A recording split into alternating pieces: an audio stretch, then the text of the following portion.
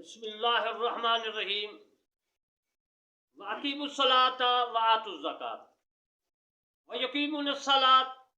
عزیزان محترم، میں نماز کے متعلق عرض کروں گا کہ نماز میں تکبیر تحریمہ کرتے ہوئے دونوں ہاتھوں کو کانوں کی لو تک لے جانا چاہیے۔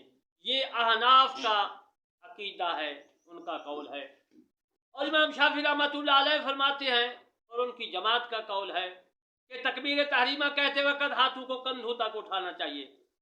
حنفی کہتے ہیں کہ کانوں کی لو تک، شافعی کہتے ہیں کہ کندھوں تک اٹھانا چاہیے ہاتھوں کو نماز کی حالت میں تکبیر تحریمہ کہتے وقت۔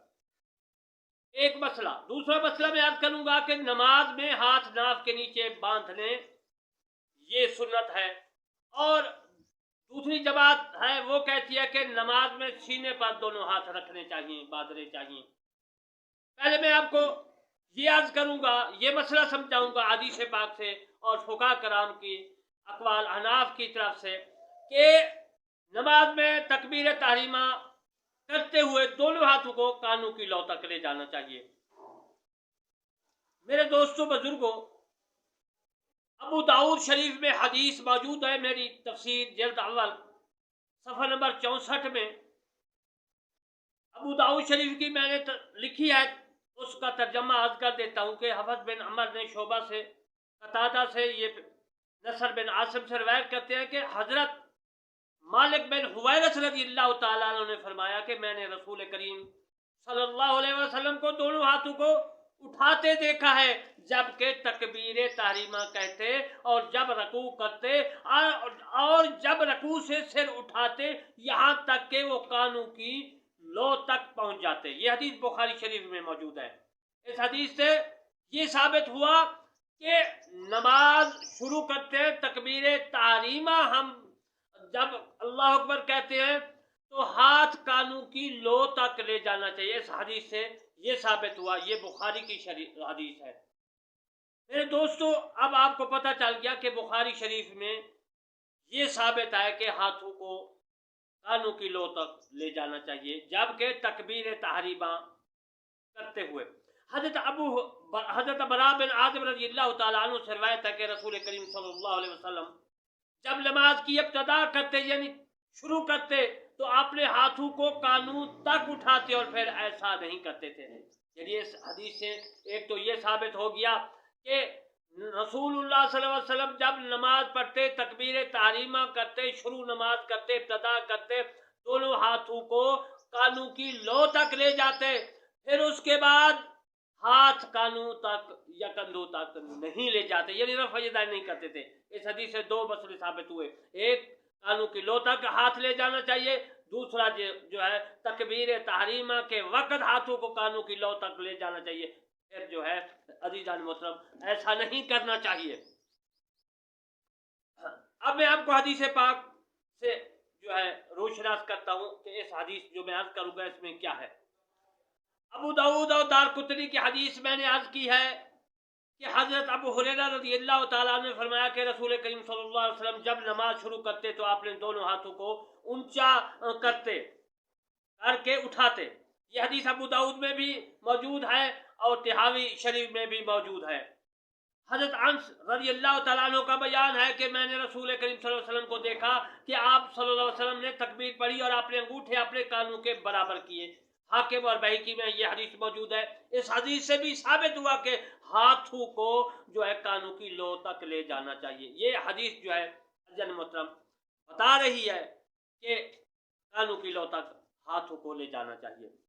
حضرت امام اعظم ابو حنیفہ رحمۃ اللہ علیہ فرماتے ہیں کہ تکبیر تحریمہ کہتے وقت دونوں ہاتھوں کو کانوں تک اٹھانا چاہیے، وَيَرْفَعْ يَدَيْهِ حَتَّى يُحَاذِي بِعَبَيْهَا، یعنی کہ آپ کا فرمان یہ ہے کہ اور اپنے دونوں ہاتھوں کو اٹھائے حتیٰ کہ اپنے دونوں انگوٹھوں کو اپنے دونوں کانوں کی لو تک کے برابر کر دے۔ یہ ہدایہ میں بھی عزیزان محترم موجود ہے قول جو میں نے عرض کیا ہے کہ کانوں کی لو تک تکبیر تحریمہ کرتے وقت جو ہے وہ ہاتھوں کو اٹھانا چاہیے۔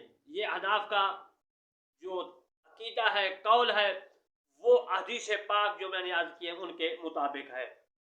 یہ ہدایہ شریف میں ہے۔ دوسرا ہے قنوت عیدین اور نماز جنازہ کی تکبیروں کے وقت ہاتھ اٹھائے جاتے ہیں۔ ان جو میں نے عرض کیا ہے کہ عید کے وقت، قنوت کے وقت یعنی کہ جب ہم وطر پڑھتے ہیں اس وقت، عیدین جو ہے عید الدعا ہو یا عید الفطر ہو، اور نماز جنازہ کی تکبیروں کے وقت ہاتھ اٹھانے چاہیے یا تکبیر تحریمہ کے وقت، اس کے بعد نہیں اٹھانے چاہیے، یعنی رفع یدین نہیں کرنی چاہیے۔ یہ اناف کا عقیدہ مذہب قول میں نے عرض کر دیا۔ اب میں آپ کو امام شافعی رحمۃ اللہ علیہ کا قول عرض کرتا ہوں۔ وہ کہتے ہیں کہ کندھوں تک ہاتھ اٹھانے چاہیے، جب نماز شروع کرو، ابتدا کرو، تکبیر تحریمہ کرتے ہوئے کندھوں تک ہاتھ اٹھانے چاہیے نماز میں۔ پہلے میں نے امام اعظم ابو حنیفہ و محمد و ابو یوسف رحمۃ اللہ علیہ کے جو ہے عقیدہ ان کا بتایا کہ لو تک۔ اب جو ہے میں آپ کو بتاؤں گا کہ کندھوں تک۔ تکبیر تحریمہ کہتے وقت ہاتھوں کو کندھوں تک اٹھانا چاہیے۔ حضرت ابو ہریرہ رضی اللہ تعالیٰ عنہ نے کہا کہ رسول کریم صلی اللہ علیہ وسلم جب نماز کے لیے تکبیر تحریمہ کہتے تو آپ نے ہاتھوں کو کندھوں کے برابر کر لیتے، اور جب رکوع کرتے تو اسی طرح کیا کرتے، اور جب سجدوں کے لیے جو ہے اٹھتے تب بھی اسی طرح کرتے، اور جب 2 رکعتوں سے کھڑے ہوتے اس وقت بھی ایسا کرتے۔ یہ حدیث ابو داؤد شریف میں موجود ہے۔ حضرت عبداللہ بن عمر رضی اللہ تعالی عنہ جب نماز شروع کرتے تو اپنے دونوں ہاتھوں کو کندھوں کے مقابل کرتے، اور جب رکوع سے سر اٹھاتے تو انہیں اٹھاتے مگر ایسے نیچے رکھتے۔ اب امام ابو داؤد نے کہا کہ میرے علم کے مطابق مالک کے علاوہ ہاتھ نیچے اٹھانے کا ذکر کسی نے بھی نہیں کیا۔ ابو داؤد شریف میں یہ موجود ہے۔ سالم بن عبداللہ سے انہوں نے اپنے والد عبداللہ بن عمر کہ رسول اللہ صلی اللہ علیہ وسلم جب نماز شروع فرماتے تو دونوں ہاتھ کندھوں تک اٹھاتے، اور جب رکوع کی تکبیر فرماتے اور جب رکوع سے سر اٹھاتے تب بھی اسی طرح دونوں ہاتھ اٹھاتے، اور سمع اللہ لمن حمدہ ربنا ولک الحمد پڑھتے، اور سجدوں کے درمیان میں ہاتھ نہیں اٹھاتے تھے۔ بخاری شریف کتاب الاذان میں یہ حدیث موجود ہے۔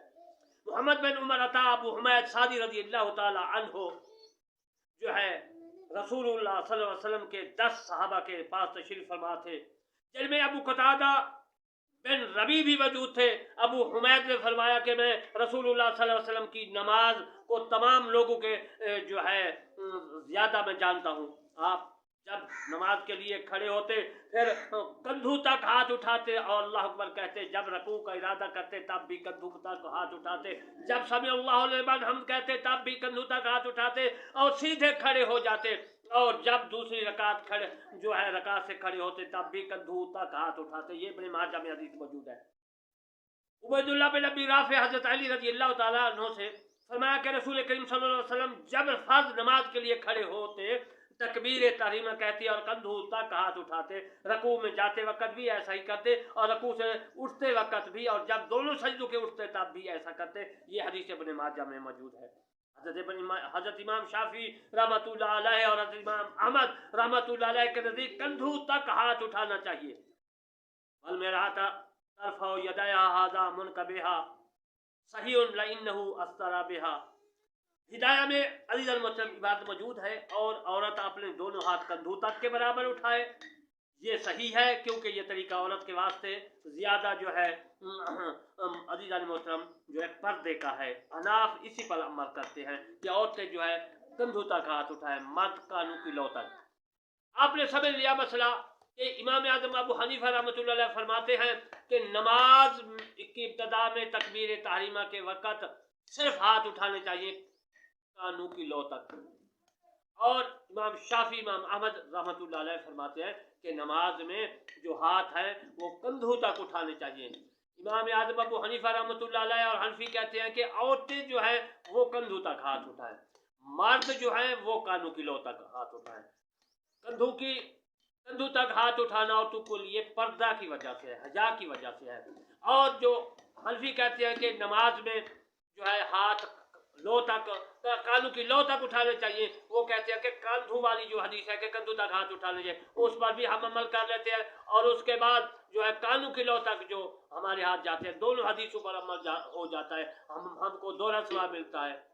تو عزیز المحترم میں دعا کرتا ہوں اللہ تبارک و تعالی ہم تمام مسلمانوں کو قرآن مجید فرقان حمید پر عمل کرنے کی توفیق عطا فرمائے، اور آخر میں ریکویسٹ کرتا ہوں کہ میرے channel Kirmani T V 3 Kirmani T V 1 کو آپ سبسکرائب کریں، اور جو ہے لائک کریں، کمنٹ کریں تاکہ لوگوں تک یہ مسائل جائیں اور ہم کو بھی ثواب ہو، تم کو بھی ثواب ہو، اور تمام جو پڑھنے اور جو ہے سننے والوں کو ثواب ہو۔ وما علینا الا البلاغ المبین۔